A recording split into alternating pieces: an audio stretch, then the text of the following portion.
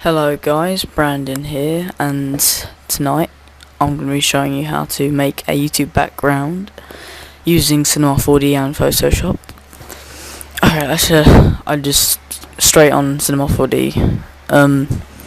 You saw how I did the text, MoGraph, then text, type in whatever you want, go to font, whatever you want. I think I picked the one that Acres uses. I can't read that. You want to center it a little bit so you can see all of it, and then you can move it by using that thing in the upper right corner. Increase the depth to what you want. I think around 140 I use, looks good for me. Yeah. And then which one do you want to click? Control C, Control V, and this makes a duplicate copy of it, and you'll see what this does. Lower the depth to something appropriate. Then you want to come around so you can see like this bit of it, and then you want to center it up so both sides are kind of equal. Yeah, and then you're going to click on Mo Text 1 or whatever you called it, and then go on caps, fillet cap, and then fillet cap for start and end. And this makes a nice 3D look to it. Center it a bit more, and then you're going to want to add your colours now. So whatever colours you want really, like blue or red, or I think I picked green and black, or neon green, obviously. Yeah, just do what I'm doing on screen really. Oh yeah, and always go down to speculator and make the width a little bit less, because it helps. And then you're going to go to reflection, Fresnel, and turn down the brightness and strength a little bit, but make sure you click that box, otherwise it won't do anything.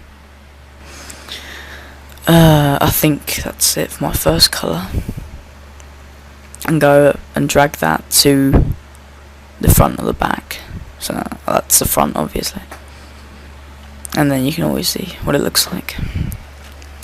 Second colour. Oh yeah, this always screws up for me, so I fast forward it. Like, when I click the colour, it doesn't work. So just wait a sec.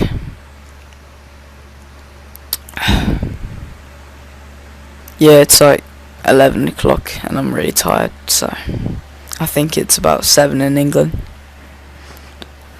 but I don't want to go to sleep yet.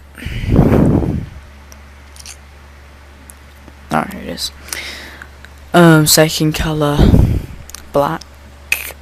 Oh yeah, and always make sure you turn the speculator down, otherwise it renders out in grey, and that's not what you want. Reflection again for now. Come on. Oh yeah, screws up again. This laptop I'm using isn't amazing, so it lagged a bit when I was in Cinema 4D and Photoshop. Come on. There we go. Fresnel. Turn it down again. Oh, you can turn it down. It's your choice really. And drag it over, and that's how it will look. What Fresnel does, if you're wondering, it gives it some nice, I think it's shadows, realistic shadows, I think, or no, I think it's for, I don't know, something about shadows.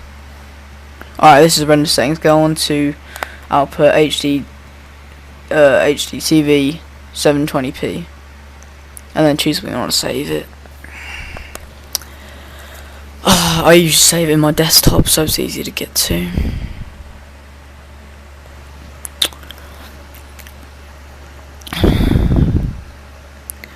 Format is QuickTime PNG, or if you have a Mac, it's like something else, but make sure it's a PNG, and then make sure alpha file sorry, alpha channel was clicked.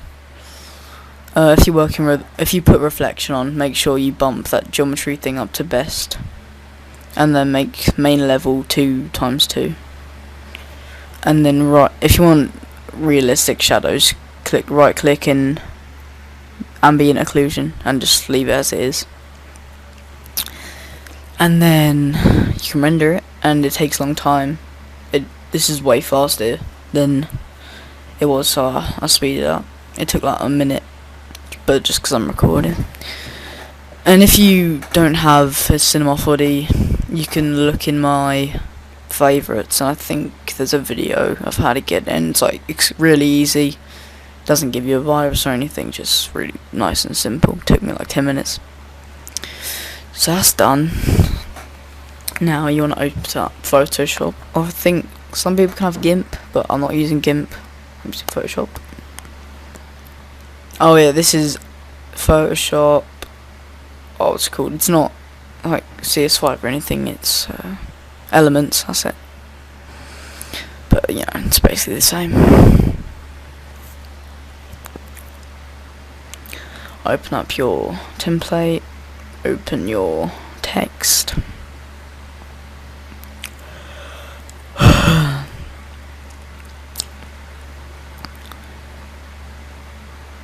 And it looks very nice. And you can get plugins for Cinema 4D to make it look different looks for your text, but I might go into that another time. Left or right, whichever way you want. That's all good.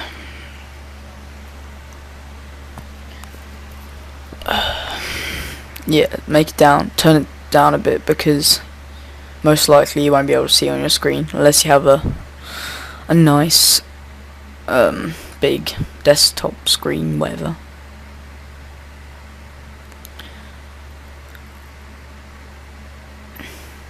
And then you want to choose your background color. Make sure your black background is clicked. I usually put like grey or black. Nothing too bright. It doesn't look good. And then if you want to change the bar color, I usually do it like a tiny bit lighter or a tiny bit darker than the background color. But I think I change it in this. Yeah, I do.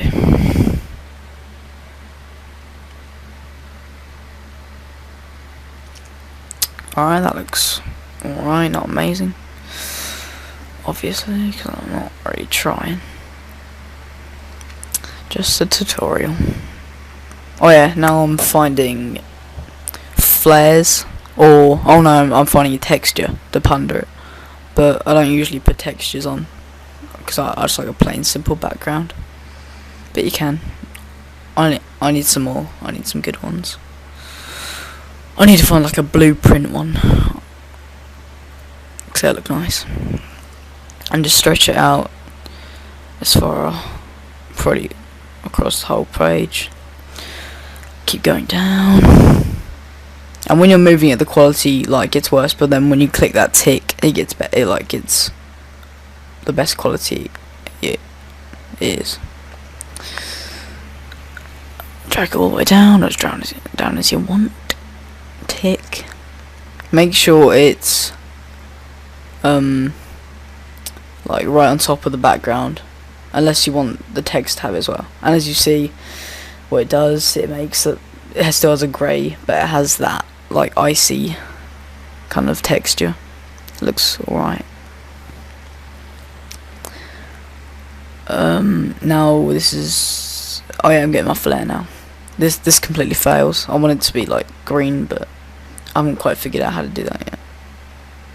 Well, I have, but I don't know what I'm talking about. I'm tired.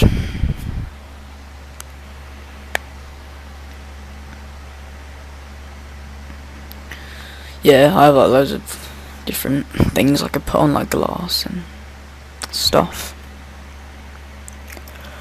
Okay, flares finally. Choose whatever flare you want. I usually do white, because I could change it whatever colour. Because I only just learned how to do this to change the flare colour. And for this, you go on like quick, and there's like hue, temperature, and something else at the bottom. But if you have CS5, then I don't know how to do it.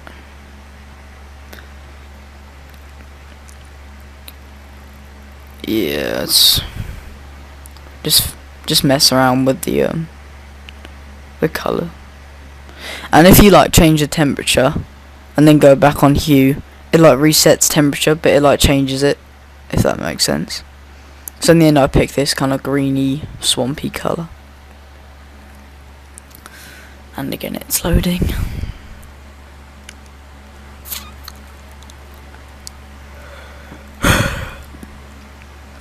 And there we go. And just drag it over to your background. Make sure and then click on screen, and then it will take away the black. But then you still got the you still got like kind of a black square, not a black square. Oh my god, you've got like a faint square or rectangle over it. So you want to go on your brush and click on mode clear, and then wait, ignore what I'm doing now. It's wrong. Well, I'm using the wrong brush. Yeah, use the one which looks like that, and just because it makes it smoother, and just kind of go along the outline of the rectangle box you see. This looks terrible, but oh well. And then if you want the flare on top of it, you drag it above it, and it makes it above it, as you see there. And then duplicate it if you want it to be brighter, like that, but it looks horrible. But it's just a tutorial, so it doesn't matter.